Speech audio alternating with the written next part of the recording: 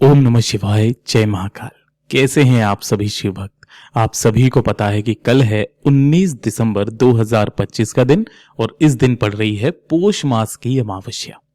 अमावस्या के दिन पूज्य गुरुजी ने कहा था कि पितरों के नाम का दीपक और शिव के नाम के दीपक का सबसे विशेष महत्व होता है, जिनमें उन्होंने 3 प्रकार के दीपक जलाने वाला उपाय बताया था। आप तीनों में से कोई सा भी एक दीपक आज की रात्रि आप सभी लोगों को जरूर जलाना है।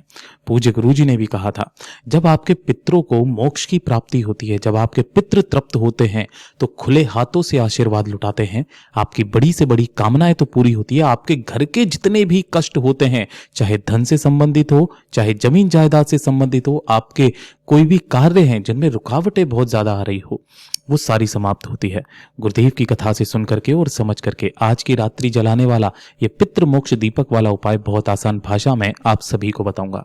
परंतु उससे पहले आप सबसे बस एक छोटी सी प्रार्थना करना चाहूंगा कि जो भी लोग पहली बार आए हैं चैनल को सब्सक्राइब जरूर से करेंगे और वीडियो को लाइक करके महादेव का कोई सा भी प्यारा नाम कमेंट बॉक्स में लिखना नहीं भूलेंगे।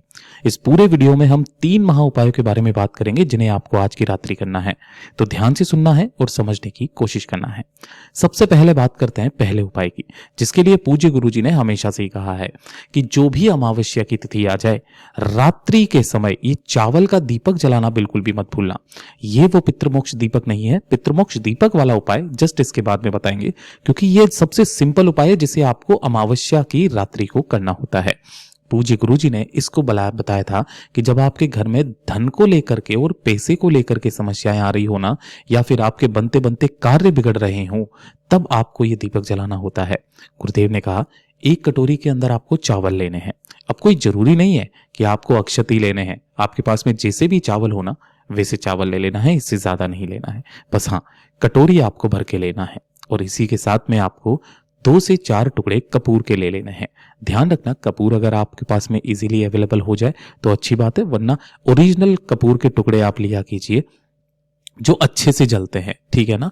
ये जो आजकल नैप्थेलिन की गोलियां टाइप से जो मिलते हैं मार्केट में ना, इनको थोड़ा सा अवॉइड किया कीजिए। ये ओरिजिनल कपूर नहीं होता है। ओरिजिनल कपूर जो है ना, वो इस तरीके से एक टिकिया की फॉर्म में आता है। अगर आप उसमें देखोगे ना तो आर पार मतलब थोड़ा बहुत ट्रांसपेरेंट टाइप से होता है वो, ठीक है। अब आपने क्या किया है कि जो भी कटोरी ली है उसी कटोरी के ऊपर ये 2 से 3 टुकड़े आपको कपूर के रख देने हैं और कपूर के रख देने के पश्चात इस कटोरी को आपको क्या करना है, अपने घर के मुख्य द्वार पर लेकर के जाना है रात्रि को। अब ये वाला जो काम करना है ना, ये रात्रि को 10 बजे से लेके 12 बजे के बीच में आपको करना है, ठीक है ना। रात्रि के समय पर, अमावस्या की रात्रि। जैसे ही आप अपने घर के मुख्य द्वार पर पहुंचेंगे तो मुख्य द्वार के बाहर की तरफ में आपको इस जगह पर क्या कर देना है कि जो टिकियाएं आपने रखी हुई थी, यानी कि जो टुकड़े आपने यहाँ पे रखे हुए थे कपूर के, उन कपूर के टुकड़ों को आपको यहाँ पर अपने पितरों का स्मरण करके जला देना है। जला देने के पश्चात आपको यहाँ पर पूरी रात्रि भर इस कटोरी को यहीं पर रखे रहने देना है।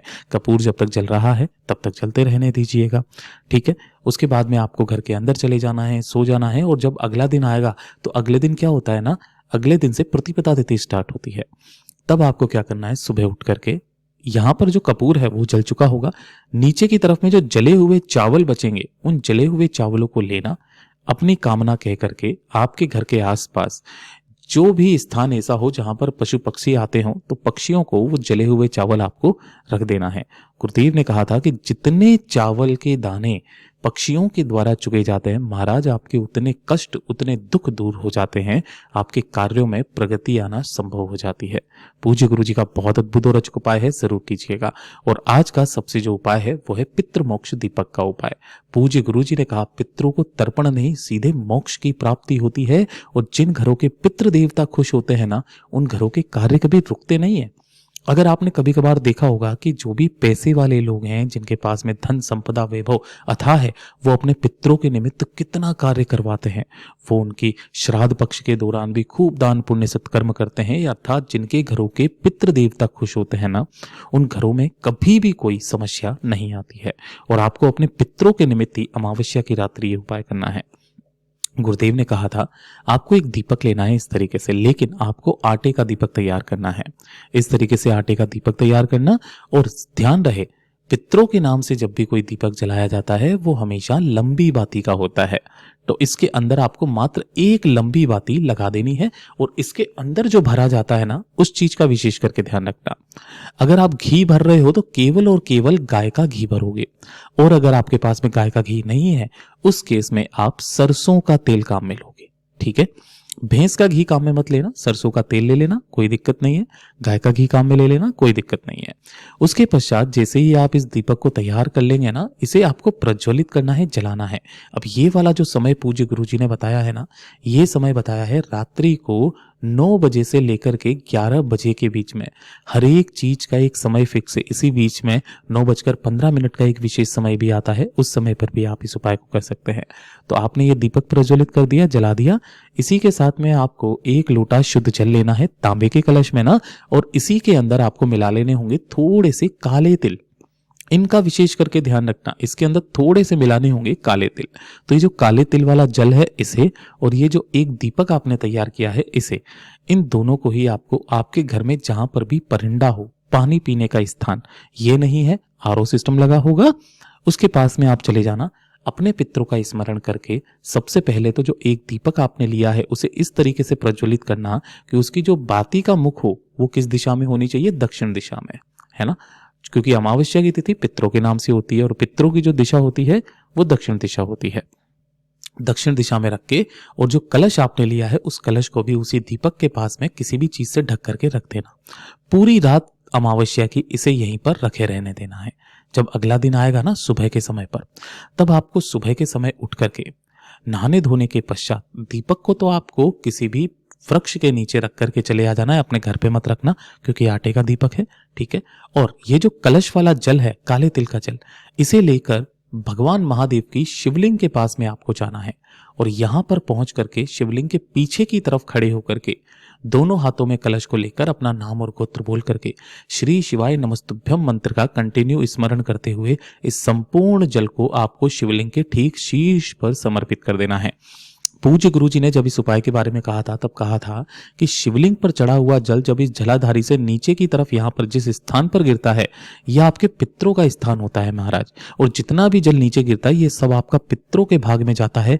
पितृ तृप्त होते हैं, खुले हाथों से आशीर्वाद लुटाते हैं, और आपके जीवन की जितनी भी परेशानियां हैं उन सभी का नाश होता है। पूज्य गुरुजी के सभी उपाय बहुत ही ज्यादा खास और अद्भुत हैं, जरूर कीजिएगा। बात करते हैं दूसरे वाले उपाय की। दूसरा वाला भी जो उपाय है ना, ये कहा था कि अगर आपकी कोई मनोकामना है, कोई इच्छा है, कोई हृदय की बात है जो महादेव तक नहीं पहुंच रही है, आपके कार्यों में एक के बाद एक रुकावटें आ रही है ना, बाधाएं आ रही है, कुछ भी आपके जीवन में अच्छा नहीं चल रहा, घर में क्लेश बहुत ज्यादा हो रहा है, लड़ाई झगड़ा हो रहा है, सुख नहीं है, शांति नहीं है, सब कुछ करके आपने देख लिया, तो ये अमावस्या का दिन महाराज हर महीने दाता है। इस दिन इस उपाय को करना बिल्कुल भी नहीं भूलना है। गुरुदेव ने कहा एक लंबी बाती का दीपक तैयार करना। अब कोई जरूरी नहीं है कि आटे का लो या मिट्टी का, एक लंबी बाती का दीपक होना चाहिए। इसके अंदर या तो आप किसका घी भरोगे, गाय का, या फिर किसका भरोगे, सरसों के तेल का। ठीक है ना, या तो सरसों का तेल या फिर आपको गाय का घी, इन दोनों में से एक चीज इसके अंदर भर देना, और भरने के पश्चात इस दीपक को आपको प्रज्वलित करना है, जलाना है। अब ध्यान रहे, ये वाला जो दीपक जलेगा ना, ये शाम के समय 6:30 बजे से लेकर के 8:30 बजे के बीच में जलाना होता है। इस चीज का ध्यान रखना, क्योंकि सबसे ज्यादा मेन जो है वो है समय, और दूसरा है स्थान। ठीक है ना, पितरों के नाम के स्थान। तो इस दीपक को प्रज्वलित करके जला करके, अगर आपके घर के आसपास कोई भी कुआं है, कोई नदी है, कोई तालाब है, कोई सरोवर है, नदी, तालाब, कुआं, सरोवर, बावड़ी, ये अगर आपके घर के आसपास कोई भी एक चीज है तो यहां पर आपको कोने पर आपको लगा देना है, और इसकी जो बाती है उसे दक्षिण दिशा की तरफ रखना है। अपनी कामना कह करके पितरों के नाम से जो इस दीपक को जलाता है ना, उसके पितृ उनकी समस्त मनोकामनाएं पूरी करते हैं और उनके कष्ट भी दूर होते हैं। अगर आपके घर के आसपास कोई नदी, तालाब, कुआं, बावड़ी, सरोवर नहीं है तो उस केस में गुरुदेव ने कहा कि पितरों के तुल्य माने जाने वाले 3 वृक्ष, एक होता है पीपल का, दूसरा होता है वट वृक्ष, और तीसरा होता है बेलपत्र का पेड़, जो कि माता पार्वती ने पैदा किया हुआ था उनके अश्रुओं से। तो इन तीनों में से किसी भी एक बेलपत्र पेड़ के नीचे आप उस दीपक को जला सकते हैं। अगर आपके घर में भी है तो वहां पर भी जला सकते हैं। बस ये ध्यान रखना कि इस बाती का मुख दक्षिण दिशा की तरफ में होना चाहिए। पूज्य गुरु जी ने जैसा कथाओं में बताया वैसा आसान भाषा में आपको बताने का प्रयास किया है। वीडियो पसंद आए तो लाइक जरूर कीजिएगा। चैनल को सब्सक्राइब करके कमेंट बॉक्स में हर हर महादेव जरूर से लिख दीजिएगा। धन्यवाद।